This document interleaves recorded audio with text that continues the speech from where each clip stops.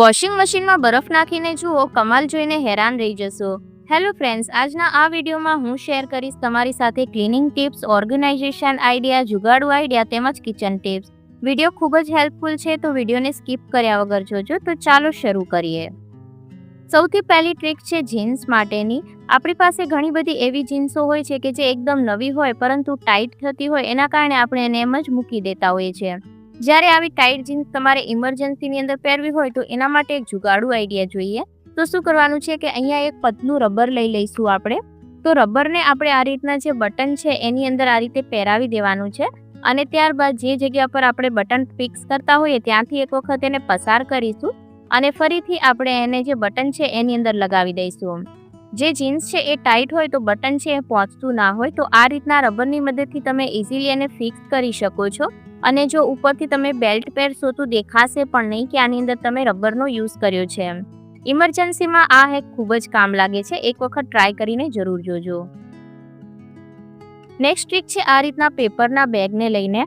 ઘણી વખત આપણે ઓનલાઈન ગ્રોસરી મંગાવીએ કે ફ્રૂટ મંગાવીએ તો એની સાથે આપણને આ રીતના પેપર બેગ મળતા હોય છે, જેને આપણે કચરામાં ફેંકી દેતા હોઈએ છીએ. પણ આનો ઉપયોગ પણ તમે ઘરની અંદર કરી શકો છો. તો કઈ રીતના ઉપયોગ કરવાનો છે એ જોઈએ. તો સૌથી પહેલા આપણે બંને સાઈડથી કાતરની મદદથી એને કટ કરી દઈશું. આ જે પેપર બેગ હોય ખૂબ જ સારી ક્વોલિટીની હોય છે અને એકદમ થીક હોય છે, જે પતલું પેપર આવે એવું નથી હોતું. તો આનો ઉપયોગ આપણે ઘરની અંદર કરી શકાય છે. ત્યારબાદ આપણે આ રીતના એને કટ કરી લઈશું એક વખત ખોલીને પણ. તો આપણે જે એક ભાગ છે એનો જ અત્યારે યુઝ કરી રહ્યા છીએ, તમે બે ભાગનો ઉપયોગ પણ કરી શકો છો.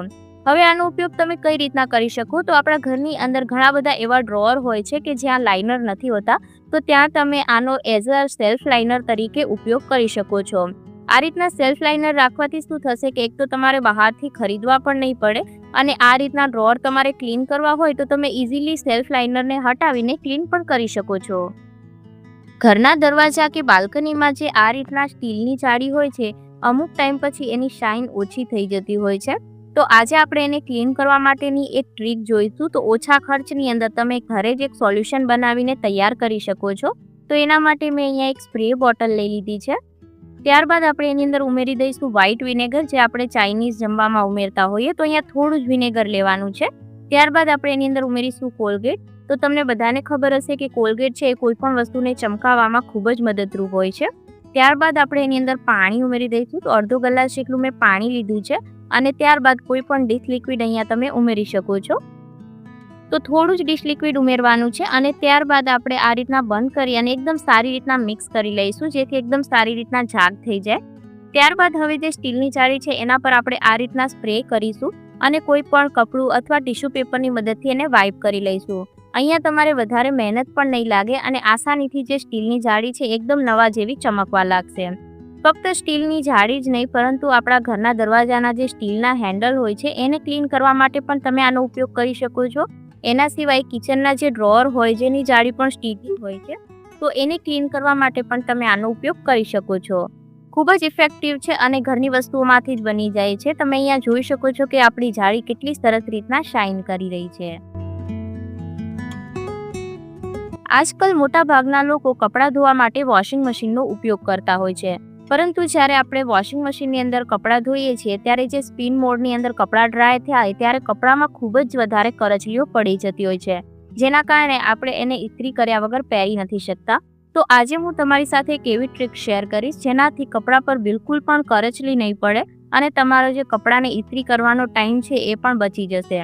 તો અહીંયા શું કરવાનું છે કે સૌથી પહેલાં તો આપણે વોશિંગ મશીનની અંદર બધા કપડાં ઉમેરી દઈશું અને ત્યારબાદ એની અંદર તમે કોઈ પણ લિક્વિડ અથવા તો પાવડર જે પણ ઉમેરતા હોય એ ઉમેરી દેવાનું છે. તો અહીંયા હું પાવડર છે એને ઉમેરી દઈશ.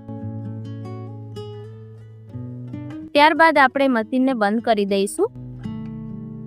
તો નોર્મલી જે રીતના આપણે કપડાને ધોતા હોઈએ એ જ રીતના આપણે અહીંયા જે પહેલું ફંક્શન છે એને જ ઓન કરવાનું છે, મતલબ વોશ, રિન્સ અને સ્પિન. તો અહીંયા આપણે મશીનને ચાલુ કરી દીધું છે. અહીંયા તમે જોઈ શકશો કે હમણાં થોડી જ વારમાં ટાઈમર છે એ આવી જશે.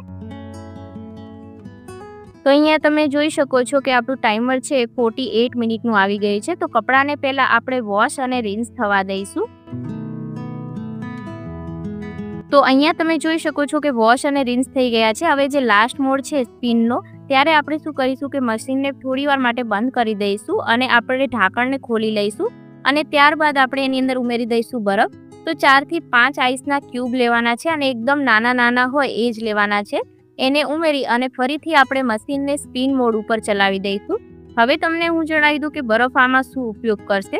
તો જ્યારે તમે બરફના ટુકડા છે વોશિંગ મશીનની અંદર કપડાને ડ્રાય કરવા નાખો છો અને મશીનને સ્પિન મોડ પર ચલાવો છો ત્યારે બરફ ધીમે ધીમે ઓગળે છે અને વરાળનું કામ કરે છે.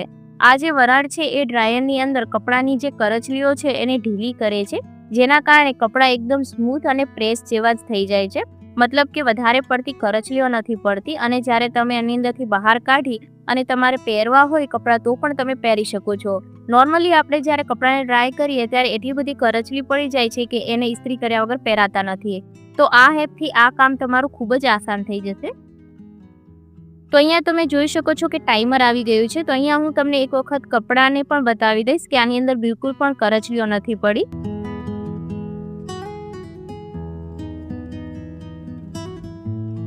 તો હવે અહીંયા આપણે મશીનને બંધ કરી દઈશું અને હવે આપણે ખોલીને ચેક કરી લઈએ.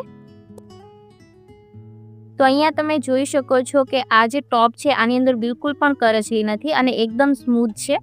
નોર્મલી જ્યારે આપણે કપડાને ડ્રાય કરીએ ત્યારે ખૂબ જ વધારે એના પર કરચલી પડી જતી હોય છે. તો અહીંયા હું તમને બીજી પણ કપડું છે એ પણ બતાવી દઉં અને શર્ટ પણ બતાવી દઉં. નોર્મલી શર્ટની અંદર વધારે કરચલીઓ પડતી હોય છે. તો અહીંયા તમે જોઈ શકો છો. આ હેક એક વખત જરૂરથી તમે ટ્રાય કરજો. નેક્સ્ટ ટ્રીક છે જીન્સને ફોલ્ડ કરવા માટેની. નોર્મલી જ્યારે આપણે હેંગરની અંદર જીન્સને ફોલ્ડ કરીએ છીએ ત્યારે જીન્સ છે એ સ્લીપ થઈ અને નીચે પડી જતી હોય છે. તો આજે હું તમારી સાથે એક એવી ટ્રીક શેર કરીશ જેનાથી જીન્સને તમે હેંગરની અંદર રાખશો તો બિલકુલ વિખાશે નહીં. તો એના માટે આપણે જીન્સને આ રીતના ફેલાવી દઈશું અને એક સાઈડ હેંગર રાખી દઈશું. એક સાઈડ એને પસાર કરી અને આ રીતના બીજી બાજુ ફોલ્ડ કરી અને બીજો જે પાયજો છે એને પણ હેંગરમાંથી આ રીતના પસાર કરી દેવાનું છે. આ રીતના તમે હેંગરની અંદર જીન્સને છે ફોલ્ડ કરીને રાખશો તો તમે ખેંચશો તો પણ એ બિલકુલ વિખાશે નહીં. ખૂબ જ યુઝફુલ ટ્રીક છે, એક વખત જરૂરથી ટ્રાય કરજો. નેક્સ્ટ ટ્રીક છે રીલ માટેની. આપણા દરેકના ઘરમાં અલગ અલગ કલરની રીલ હોય છે સિલાઈ કામ માટે. તો આપણે જો એકબીજા સાથે એને રાખીએ તો શું થાય કે દોરડા એકબીજા સાથે ગૂંચવાઈ જતા હોય છે. જ્યારે આપણને અમુક કલરના રીલની જરૂર હોય ત્યારે દોરડાને સાફ કરવામાં ખૂબ જ વધારે મુશ્કેલી થતી હોય છે. તો એના માટે શું કરીશું કે દોરાની રીલ છે એને પહેલાં તો આ રીતના ફોલ્ડ કરી અને ઉપરથી ચાકુની મદદથી એને કટ લગાવી દઈશું અને ત્યારબાદ આપણે દોરો છે આની અંદરથી પસાર કરી દેવાનો છે. આ રીતના શું થશે કે દોરા એકબીજા સાથે ગૂંચવાશે નહીં અને જ્યારે પણ આપણને દોરાની જરૂર હોય તો ઇઝીલી આપણે આ રીતના કાઢી પણ શકીએ છીએ. તો આ ટ્રીક ઘણા ટાઈમ પહેલાં મેં તમારી સાથે શેર કરી હતી, પણ એના પછી ઘણા બધા નવા સબસ્ક્રાઈબર પણ જોડાયેલા છે આપણી ચેનલ સાથે. એટલા માટે વિચાર્યું કે ફરીથી એક વખત આ ટ્રીક તમારી સાથે શેર કરી દઉં. આજનો વિડીયો તમને કેવો લાગ્યો મને કોમેન્ટ કરીને જરૂરથી જણાવજો.